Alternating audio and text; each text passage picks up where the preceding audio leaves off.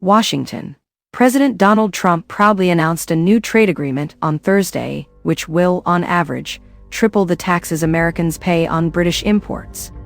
This move also indicates that higher tariffs will become the standard in future agreements with other countries. According to a chart presented by Trump, the new trade deal with the United Kingdom is expected to generate $6 billion in revenue. This term is misleadingly used by Trump and his administration to describe payments collected by U.S. Customs from American importers.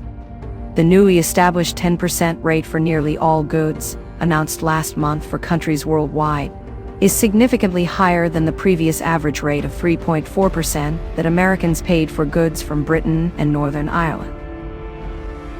Scott Lincecum, the director of economics at the Cato Institute's Center for Trade Policy Studies, described it as an anti-trade deal. Economists, including Jason Furman, a former top economist in the Barack Obama White House, and now a professor at Harvard University, expressed concerns that this 10% rate sets a precedent that effectively makes the United States a high-tariff country. Furman noted that this could lead to a 12% average tariff rate globally, reminiscent of the 1940s and comparable to countries like Iran and Venezuela. Justin Wolfers, an economist at the University of Michigan, remarked that a 10% across-the-board tariff is excessively high and is about 5 to 10 times higher than those of any of the United States' trading partners.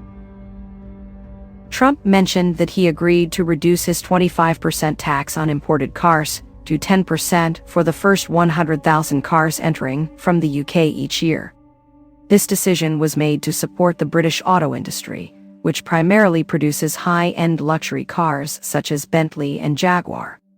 In exchange, the UK has agreed to open its market to American beef and other agricultural products. Trump emphasized the abundance of beef in the US, noting, "We're a very big country." Trump continued to promote his incorrect views on international trade, claiming that the United States loses money when Americans purchase foreign goods and that other countries pay U.S. tariffs. When questioned about decreasing shipping traffic at U.S. ports and concerns from dock workers and truckers about their jobs, he stated, "That means we lose less money." He further commented on China's economic gains, suggesting that if business were halted, it might be more beneficial. He reiterated a long-standing false claim regarding tariffs imposed on Chinese imports during his first term.